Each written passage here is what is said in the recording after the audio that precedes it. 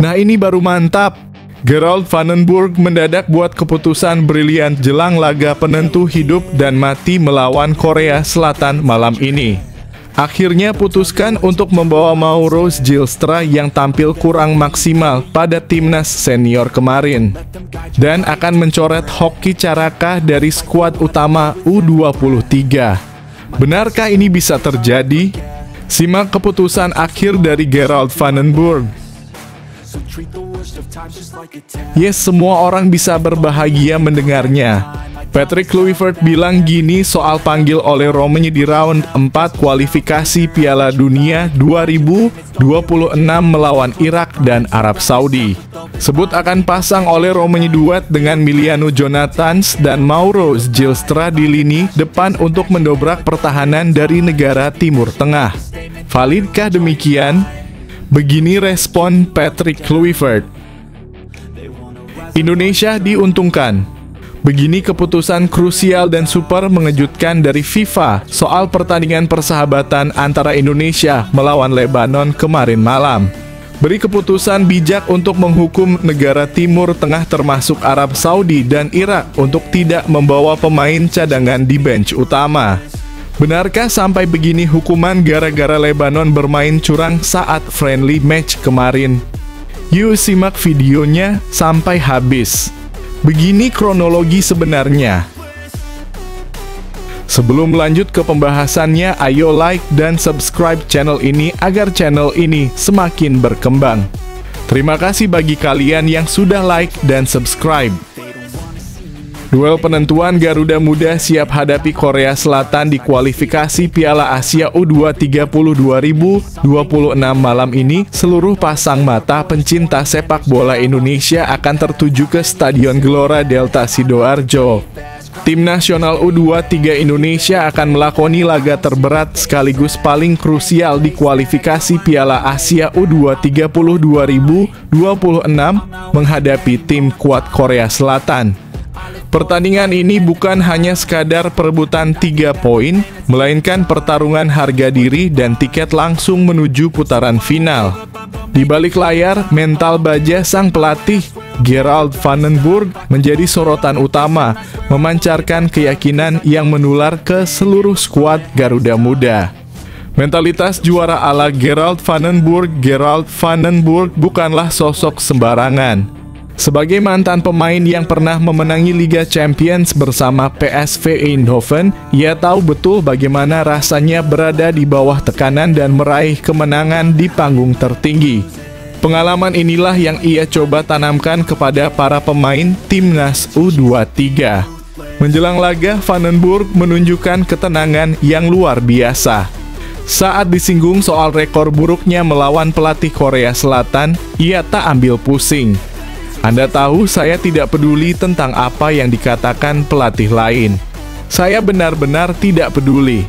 Jika mereka adalah pelatih terbaik, maka mereka seharusnya berada di tim nasional di suatu tempat, katanya dengan nada santai namun penuh makna. Pernyataan ini bukan sekadar gertakan, melainkan cerminan dari filosofi kepelatihannya yang fokus pada internal tim. Vandenberg tak mau energinya dan timnya habis memikirkan lawan. Yang kami coba lakukan adalah memenangkan setiap pertandingan. Dan apakah itu pelatih dari Korea atau bukan, saya tidak peduli, tambahnya. Ia ingin para pemainnya fokus pada performa mereka sendiri, bukan pada reputasi lawan. Vandenberg melanjutkan dengan menegaskan bahwa pengalaman pribadinya adalah modal terbesar. Ini bukan pertama kalinya bagi saya. Saya sudah memenangkan Liga Champions, segalanya. Saya tidak memikirkan pelatih Korea. Saya memikirkan tim saya. Itulah yang saya pikirkan, tegasnya. Baginya, kunci kemenangan adalah persiapan matang timnya sendiri, bukan membandingkan diri dengan tim lain. Saya menghormati Korea, tetapi saya fokus pada tim saya. Jadi, saya tidak pedenya. Satu-satunya hal yang saya inginkan adalah mengalahkan mereka. Pungkasnya, menunjukkan ambisi besar yang membara. Rumor taktis kejutan untuk Korea Selatan di tengah euforia dan ketegangan, muncul rumor yang sangat menarik perhatian publik. Gerald Vandenburg dikabarkan sedang mempertimbangkan perubahan taktis yang cukup berani untuk laga ini. Rumor yang beredar luas adalah rencana untuk mendatangkan Mauro Zijlstra, pemain muda berbakat, sebagai pengganti Hoki Caraka di lini depan. Hoki Caraka meskipun memiliki potensi, dianggap tampil kurang maksimal dalam beberapa pertandingan terakhir. Kehadiran Mauro Zijlstra yang dikenal dengan ketajamannya di depan gawang dan pergerakan tanpa bolanya yang cerdas diharapkan dapat memberikan dimensi baru pada serangan timnas U23 Indonesia. Zijlstra bisa menjadi senjata rahasia yang mengejutkan pertahanan Korea Selatan yang solid. Rumor ini menunjukkan bahwa Vandenburg tidak ragu mengambil keputusan berisiko demi meraih kemenangan. Jika ini benar-benar terjadi, lini depan Garuda Muda akan menjadi lebih dinamis dan sulit diprediksi. Misi lolos langsung dan analisis peluang laga ini sangat vital bagi kedua tim. Saat ini timnas U23 Indonesia berada di peringkat kedua grup J dengan 4 poin hasil dari 1 kemenangan dan 1 hasil imbang. Korea Selatan memimpin grup dengan 6 poin berkat 2 kemenangan meyakinkan. Sesuai regulasi, hanya 11 juara grup yang akan lolos langsung ke Piala Asia U23 2026. Sementara itu, 4 tim runner-up terbaik dari 11 grup akan menyusul ke putaran final. Kemenangan atas Korea Selatan akan membuat Indonesia mengakhiri kualifikasi sebagai pemuncak klasemen grup J dan lolos secara otomatis. Namun, jika seri atau kalah, nasib Indonesia akan bergantung pada hasil tim runner-up di grup lain. Melihat kondisi ini, tidak ada pilihan lain bagi timnas U23 selain berjuang mati-matian untuk meraih kemenangan. Mereka harus bermain lepas, berani, dan memanfaatkan setiap peluang yang ada. Dukungan penuh dari supporter yang memadati stadion akan menjadi energi tambahan yang tak ternilai harganya. Ini adalah momen untuk menunjukkan bahwa timnas U23 Indonesia memiliki mentalitas juara dan layak berada di panggung tertinggi sepak bola Asia. Menurut kalian, apakah taktik Vandenburg untuk mengubah lini serang akan berhasil? Seberapa besar peluang Indonesia untuk mengalahkan Korea Selatan dan lolos langsung sebagai juara grup? Yuk, ramaikan kolom komentar dengan prediksi dan dukungan kalian. Harapan baru di lini depan oleh Romagnoli kembali, timnas Indonesia siap hadapi Arab Saudi dan Irak. Kabar gembira menyelimuti skuad Garuda. Di tengah ketatnya persaingan di babak keempat kualifikasi Piala Dunia 2026 zona Asia, tim nasional Indonesia mendapat amunisi tambahan yang sangat dinantikan. Pelatih kepala Patrick Kluivert telah resmi memanggil kembali striker andalannya, Ole Romagnoli, yang baru saja pulih dari cedera. Kehadiran Romagnoli diharapkan bisa menjadi solusi tumpulnya lini serang dan membawa Indonesia melaju lebih jauh di babak ini. Perjuangan Ole Romagnoli dan alasan pemanggilannya sebelumnya, Ole Romagnoli terpaksa absen dari timnas karena mengalami cedera kaki yang cukup serius saat membela klubnya, Oxford United. Kondisi ini sempat menimbulkan kekhawatiran besar di kalangan supporter. Namun tekad Romagnoli untuk kembali membela merah putih sangat kuat. Ia menunjukkan dedikasi luar biasa selama masa pemulihan. Berdasarkan laporan dari Fotmob, Romagnoli telah pulih sepenuhnya pada pertengahan September 2025.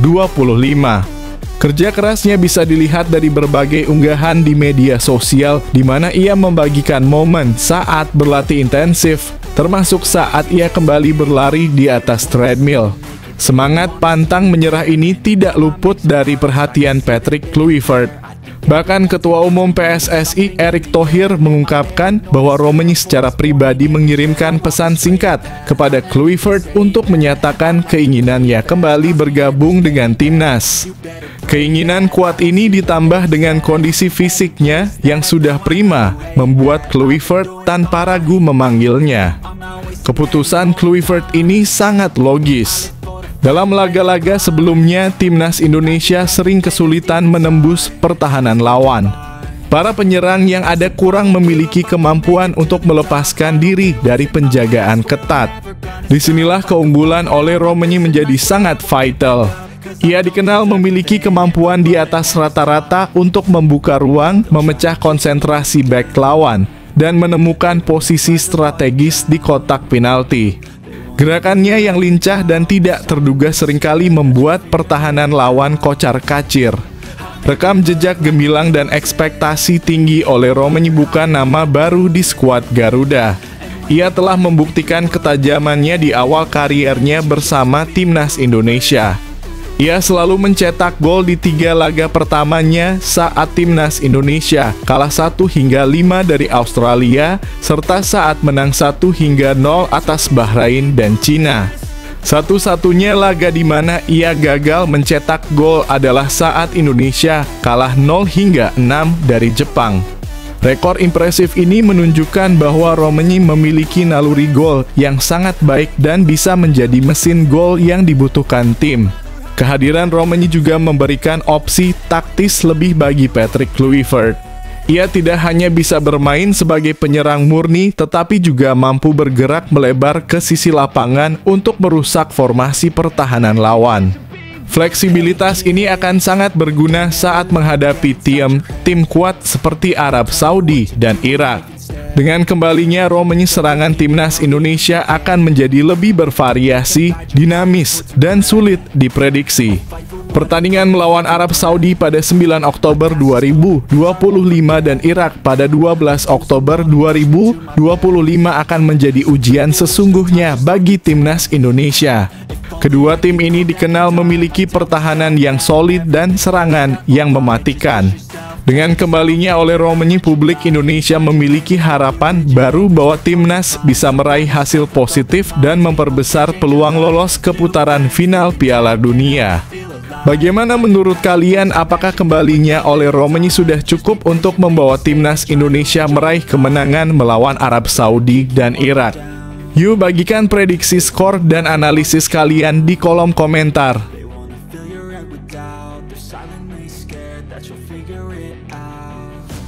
Skandal FIFA dan dampaknya pada kualifikasi Piala Dunia 2026, laga panas Indonesia versus Lebanon berujung hukuman. Laga persahabatan antara Timnas Indonesia dan Lebanon pada September 2025 lalu di Stadion Gelora Bung Tomo, Surabaya, ternyata tidak berakhir begitu saja. Pertandingan yang berintensitas tinggi dan penuh drama itu kini memicu rumor mengejutkan di dunia sepak bola. Pasalnya ada kabar yang beredar bahwa FIFA sedang mempertimbangkan untuk menjatuhkan sanksi kepada beberapa negara Timur Tengah, termasuk Irak dan Arab Saudi, atas insiden yang terjadi dalam pertandingan tersebut. Insiden Lebanon dan kunci kemenangan tanpa cedera Kapten Timnas Indonesia, Jay Itzes, mengakui bahwa intensitas laga melawan Lebanon memang sangat tinggi. Meskipun pertandingan berakhir imbang tanpa gol dan Timnas Indonesia gagal meraih kemenangan, Itzes tetap bersyukur karena seluruh pemain skuad Garuda tidak ada yang mengalami cedera. Hal ini menjadi poin penting mengingat laga-laga krusial di babak keempat kualifikasi Piala Dunia 2026 sudah menanti.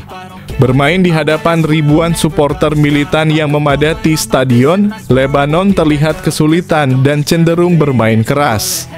Gaya permainan mereka yang khas negara-negara Timur Tengah sering memicu ketegangan di lapangan, bahkan terjadi beberapa kali cekcok antar pemain. Itzes dengan kebijaksanaannya sebagai kapten memuji mentalitas timnya. Ia menggarisbawahi pentingnya fair play meskipun lawan bermain kasar. Mereka Lebanon sebenarnya tidak melakukan banyak hal. Tapi ya, Anda juga bisa mengatakan apapun tentang mereka, kata Itzes. Saya pikir tidak mudah bagi mereka datang ke negara lain dan bermain di depan begitu banyak orang. Supporter terbaik di dunia. Jadi saya bisa mengerti bagi mereka penting untuk berjuang dan tetap kompak. Pujian Jay Itzes terhadap pemain Indonesia yang tetap menjaga fair play patut diacungi jempol. Ia menegaskan bahwa yang terpenting adalah tidak ada pemain yang cedera dalam menatap laga penting bulan depan. Tapi yang terpenting dalam pertandingan semacam ini adalah kami harus menjaga fair play dan tetap bersahabat. Jadi saya senang tidak ada yang cedera dan kami bisa melanjutkan bulan depan, ungkap pemain Sassuolo tersebut. Rumor sanksi FIFA misi khusus untuk menghukum permainan kotor di balik ungkapan Şükür J. Idzes muncul desas-desus yang menggemparkan. Beberapa sumber menyebutkan bahwa FIFA sedang menginvestigasi insiden di laga melawan Lebanon, di mana tim lawan bermain sangat kotor dan sengaja mengulur waktu dengan cara yang licik. Sikap tidak sportif ini, jika terbukti, bisa melanggar kode etik FIFA. Rumornya, investigasi ini tidak hanya terbatas pada Lebanon. FIFA juga sedang melihat kemungkinan adanya pola permainan kotor serupa yang sering ditunjukkan oleh tim-tim dari kawasan Timur Tengah lainnya. Oleh karena itu, ada kemungkinan besar FIFA akan menjatuhkan sanksi kepada beberapa negara, termasuk Irak dan Arab Saudi, yang akan menjadi lawan timnas Indonesia di babak keempat kualifikasi Piala Dunia 2026. Meskipun ini masih sebatas rumor, jika sanksi ini benar-benar terjadi, ini akan menjadi keuntungan besar bagi timnas Indonesia. Hukuman FIFA bisa saja berupa pengurangan poin, larangan bermain di kandang, atau bahkan diskualifikasi dari kompetisi. Ini tentu akan sangat memengaruhi peta persaingan di grup B yang dihuni timnas Indonesia, Arab Saudi, dan Irak. Nasib timnas Indonesia di kualifikasi Piala Dunia 2026. Timnas Indonesia saat ini tergabung di grup B babak keempat kualifikasi Piala Dunia 2026 zona Asia bersama tuan rumah Arab Saudi dan Irak. Meskipun peluang lolos ke putaran final sangat sulit, kehadiran rumor sanksi dari FIFA ini bisa menjadi angin segar bagi skuad Garuda. Ini menunjukkan bahwa FIFA serius menanggapi keluhan dari berbagai negara tentang praktik tidak sportif yang sering terjadi. Jika sanksi ini benar dijatuhkan, ini akan menjadi sejarah baru dalam sepak bola Asia. Bagaimana menurut kalian, apakah rumor sanksi FIFA ini benar adanya? Dan jika benar, apakah ini akan menjadi keuntungan besar bagi timnas Indonesia? Yuk bagikan pendapat kalian di kolom komentar.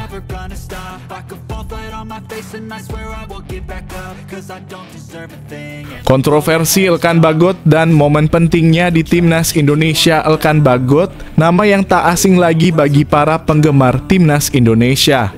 Sebagai bek andalan, kehadirannya selalu dinantikan. Namun ada satu kisah yang hingga kini masih menjadi perbincangan, yaitu saat ia berani memarahi kapten timnas Indonesia saat itu, Asnawi Mangkualam. Momen ini menunjukkan karakter kuatnya di lapangan. Momen kontroversial di laga melawan Brunei Darussalam. Kisah ini terjadi pada Oktober 2023 dalam laga leg I babak pertama kualifikasi Piala Dunia 2026 melawan Brunei Darussalam. Saat itu timnas Indonesia sudah unggul 3-0. Namun di menit ke-65, Elkan Bagot melihat ada yang tidak beres di lini belakang. 4 bek Indonesia yaitu Asnawi Mangkualam, Rizky Ridho, Elkan Bagot, dan Pratama Arhan membentuk garis sejajar untuk melakukan jebakan offside. Namun Elkan melihat bahwa Asnawi yang saat itu menjabat sebagai kapten terlalu mundur dari posisinya. Jika jebakan offside dilakukan, Asnawi akan terlambat bergerak yang bisa menjadi celah bagi lawan. Tanpa ragu, Elkan Bagot dengan lantang menegur Asnawi. Bek dengan tinggi 196 cm ini membentak Asnawi, memintanya untuk maju agar sejajar dengan posisi bek lainnya. Tindakan ini menunjukkan bahwa Elkan adalah pemain yang sangat detail dan berani mengambil inisiatif, bahkan kepada kapten tim. Ia mengedepankan disiplin dan strategi di atas segalanya demi menjaga pertahanan tim agar tetap solid. Perjalanan karier dan absennya Elkan Bagot. Setelah momen tersebut, Elkan Bagot terus menjadi andalan timnas Indonesia. Penampilan terakhirnya adalah saat timnas Indonesia kalah 0-4 dari Australia di babak 16 besar Piala Asia 2023 pada Januari 2024. Setelah itu ia absen dari skuad timnas Indonesia. Alasan utamanya adalah cedera dan keinginannya untuk fokus membela klubnya. Absennya Elkan ini menimbulkan banyak pertanyaan di kalangan supporter, terutama karena ia dikenal sebagai salah satu bek terbaik yang dimiliki Indonesia. Namun, kini dengan timnas Indonesia yang akan menghadapi laga krusial melawan Arab Saudi dan Irak di babak keempat kualifikasi Piala Dunia 2026. Bagaimana menurut kalian? Apakah timnas Indonesia masih membutuhkan Elkan Bagot? Atau deretan bek yang ada saat ini sudah cukup kuat untuk menghadapi Arab Saudi dan Irak? Mari kita diskusikan di kolom komentar.